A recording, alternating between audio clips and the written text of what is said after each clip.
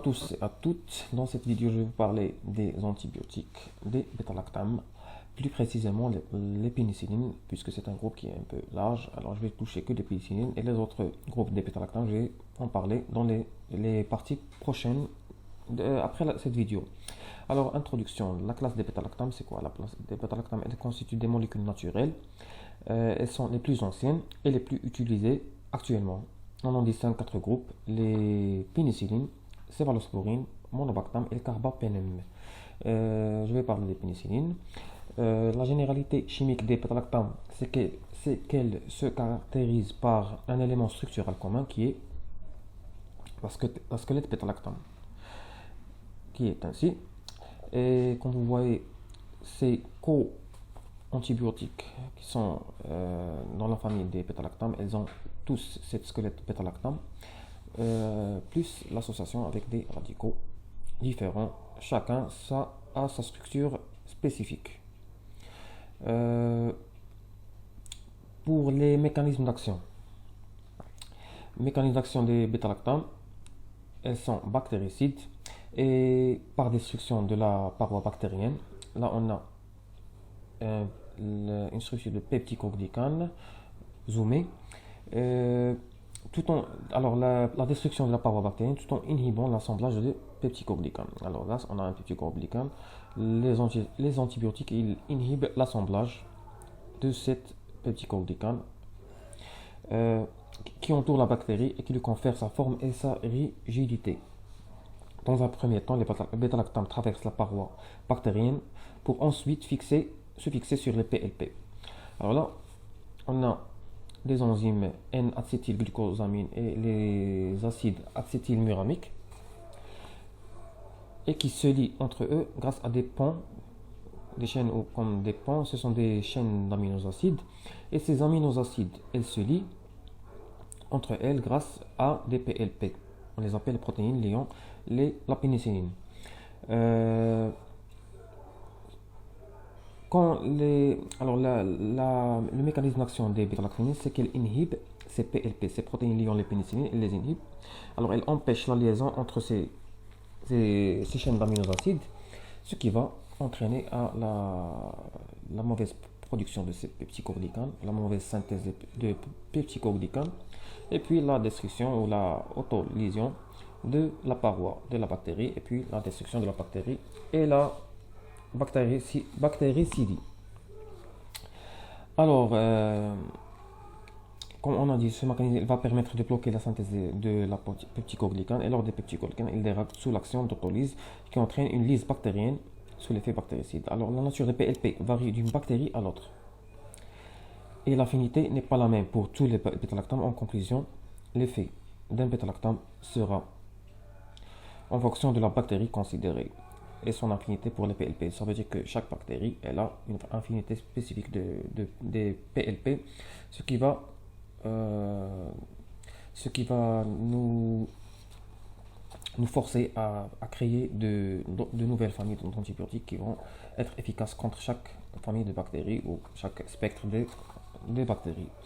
Les PLP, on ne doit pas aussi oublier que les bactéries, que la membrane externe des bactéries à gram négatif constitue un obstacle au passage des bêta-lactams parce qu'il est un peu complexe que celle des bactéries gram positifs. Et la traversée de cette membrane ne peut se faire que par diffusion passive à travers la vie couche lipidique ou par passage dans les fins canaux hydratés ou les porines. Alors là, on va parler des pénicillines. Les pénicillines ont été découvertes fortuitement par Alexander Fleming. Après son retour de son voyage, il avait laissé une boîte de pétri où il y avait une culture de staphylocoque. Et tout près de cette culture, il y avait une moisissure ou des champignons. Il avait laissé tout fortuitement. Ce n'était pas son intention. Alors après qu'il est retourné, il a trouvé que cette culture de staphylocoque a cessé de se propager. Et il a compris qu'il y avait un effet inhibiteur de ces champignons envers ces staphylocoques et qui ont empêché la production de ces staphylocoques. Alors il a cherché, il a creusé plus pour délier finalement qu'il s'agissait d'une molécule qui était responsable de cette inhibition, qui est les pénicillines. Alors, les pénicillines naturelles, les pénicillines, on trouve deux types, les pénicillines naturelles et les pénicillines hémisynthétiques. Naturelles, c'est-à-dire naturelles, qui ne connaissent pas de synthèse.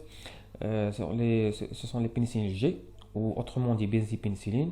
Pour le nom commercial, on a PNG, un seul pour les benzipénicillines. Et pour les sous-groupes benzipénicilline et benzatine, on a l'extensiline. Ces pénicillines G, elles ont un groupement R qui est un benzyle, et les pénicillines V qui ont un groupement R qui est le radical phénoxylméthyle. Et pour le pénicilline V, on a une molécule commerciale qui est l'uracyline. Ces pénicillines naturelles, elles sont d'origine biologique, se fait exclusivement par fermentation. Les germes sensibles à ces pénicillines sont les bactéries à gram positif, aérobiques, comme Streptocoque, pneumocoque, Streptocoque pyogenes, et Listeria monocytogenes, Corynebacterium diphtheria, ou des bactéries à gram négatif comme Neisseria meningitis ou Neisseria gonorrhea. Et aussi d'autres bactéries pour le syphilis et le pion, qui est le Treponema et Leptospira. L'élimination de ces pénicillines est rapide, 30 minutes, et ceci nécessite des administrations quotidiennes multiples. Alors pour la posologie des pénicillines G pour l'adulte, par dose, on a 1 million d'unités internationales. Par 24 heures, ça fait 3 par 24 heures et 3 à 6 millions d'unités internationales. Ce qui fait, si on a par dose 1 million et par 24 heures 3 à 6, ça fait 3 à 6 administrations par jour. Et le maximum, c'est 50 millions d'unités internationales selon l'infection. Pour l'enfant, c'est de 1 mois à 15 ans. De 1 mois à 15 ans, il a une administration de 50 000 jusqu'à 100 000 unités internationales par kilogramme par jour. Et la dose maximale, c'est 20 millions d'unités internationales par 24 heures. Pour la posologie des pénicillines benzatine, benzipénicilline, benzatine qui sont l'extensiline, 2,4 millions d'unités internationales pour l'adulte, de 3 à 6 millions d'unités internationales par jour, et pour l'enfant 0,6 jusqu'à 1,2 million d'unités internationales. Une administration toutes les 2 semaines pour l'extensiline. Pour la posologie des pénicillines V ou l'uracyline, l'adulte il prend par dose 1 million d'unités internationales par 24 heures de 2 jusqu'à 4 millions d'unités par de 2 jusqu'à 4 millions d'unités internationales, qui fait 2 à 4 administrations par jour. L'enfant de 1 mois jusqu'à 15 ans, 50 000 à 100 000 unités internationales par kilogramme par jour. En conclusion de ces pénicillines naturelles, vu que ces molécules possèdent un spectre de bactéries étroit et une sensibilité aux pénicillinases, c'est pourquoi des essais d'amélioration pour hémisynthèse ont été développés. Et ils ont conduit à synthétiser d'autres groupes de pénicillines qui sont les pénicillines hémisynthétiques qu'on a ici, les pénicillines M, oxacilline, cloxacilline, et les pénicillines A, amoxicilline, ampicilline, et aussi des pénicillines antipyrocyaniques qui sont les carboxypénicilline et urédopénicilline et amidinopénicilline. Alors pour les pénicillines hémisynthétiques qui ont été produites par synthèse, on a la pénicilline M, les pénicillines A, carboxypénicilline, urédopénicilline et amidinopénicilline. Pour les pénicillines M, la molécule prototype est la méticilline qui actuellement n'est plus commercialisée due à sa toxicité. Les pénicillines M sont d'un spectre étroit mais possèdent une résistance à certaines pénicillinases. On en trouve l'oxaziline qui est administrée par voie intraveineuse et cloxaziline par voie orale. Elles sont indiquées pour les infections à staphylocoque doré, producteurs de pénicillinase non résistants, notamment le domaine ORL, bronchopulmonaire, dermatologique, tissu osseux, septicémie et endocardite. Pour les pénicillines A, autrement dit les aminopénicillines, elles sont à spectre élargi dans le sens des germes gram négatifs. Deux aminopénicillines sont commercialisées qui sont l'ampicilline et l'amoxicilline. L'administration est par voie intraveineuse pour l'ampicilline sodique et l'amoxicilline sodique et intramusculaire pour l'amoxicilline sodique. Et par voie orale pour l'amoxicilline trihydrate et amoxicilline. La diffusion est large dans tout l'organisme. Il existe des aminopénicillines associés avec des inhibiteurs de bêta-lactamase afin de faire face à certaines souches productrices de bêta-lactamase, comme le fameux augmentin qui comporte l'amoxicilline plus acide clavulanique. Ce groupe est généralement indiqué dans le domaine ORL et bronchopulmonaire, urogénital et chirurgical, en association avec l'acide clavulanique, septicémie, dans les maladies de septicémie, méningite ou l'endocardite. La posologie des fonds de l'infection traitée, elle commence de 250 à 500 mg tous les 8 heures pour adultes ou bien plus jusqu'à 1 mg tous les 8 heures s'il s'agit de pneumonie communautaire ou infection articulaire sur prothèse. Alors, les carboxypénicillines sont des pénicillines antipyrocyaniques, qui veut dire antipyrocyanine, le toxine produit par les bactéries Pseudomonas aeruginosa.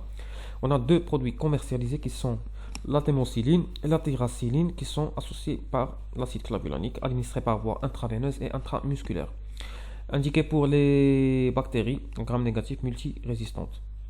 Le deuxième groupe qui est également antipyrocyanique, c'est l'urédopénicilline. La molécule commercialisée est la piperacilline par voie intraveineuse et intramusculaire. Les amidinopénicillines ont comme molécule prototype méthylinam, mais n'est pas commercialisée. La molécule commercialisée est la pivméthylinam. Le spectre d'activité est rétréci vers les entérobactéries. Alors, on va passer aux résistances bactériennes aux pénicillines. On a deux types de résistance, naturelle et acquise. Naturelle, c'est pour les bactéries à gram négatif qui ont une paroi qui est un peu complexe. Et acquise, c'est dû à l'inactivation enzymatique par production de pénicillinase ou par augmentation de la biosynthèse des protéines liant les pénicillines ou augmentation de l'efflux. La résistance est très marquée chez les staphylocoques, à peu près 95%, et les gonocoques, certains streptocoques, en particulier le pneumocoque. Alors, pour les effets indésirables, on a des réactions allergiques, soit réaction immédiate dès la première heure, se manifeste par une urticaire aiguë, angioëdème, jusqu'à choc anaphylactique. Réaction précoce se manifeste par une urticaire et réaction tardive, soit bénigne avec signes cutanés majeurs ou sévères avec signes cutanés et viscéraux. Diarrhée, 10% des cas des malades, surtout pour les preneurs de amoxicilline plus acide clavulanique. Augmentation aussi de transaminase peut être un effet indésirable et des vertiges. L'administration au cours des repas permet de réduire ces symptômes, à ne pas oublier. Alors, pour les contre-indications, hypersensibilité en cas de mononucléose infectieuse. Alors, qui a une mononucléose infectieuse ne doit jamais prendre les pénicillines. Et les carboxypénicillines à forte dose peuvent entraîner une surcharge de ion sodium. Il faut adapter chez les insuffisants rénaux et cardiaques. Alors, pour les interactions médicamenteuses, on doit se méfier des pénicillines plus tétracycline, diminution de l'effet bactéricide, aussi pénicilline plus aminoside, ajustement des doses chez insuffisant rénal sévère, et pénicilline plus méthotrexate. Là, c'est déconseillé parce que ça peut entraîner une toxicité hématologique. Et les pénicillines A plus allopurinol, elle peut entraîner un risque de réaction cutanée. On se voit dans la deuxième partie, on va parler des céphalosporines, des monobactam et des carbapénèmes. A tout à l'heure.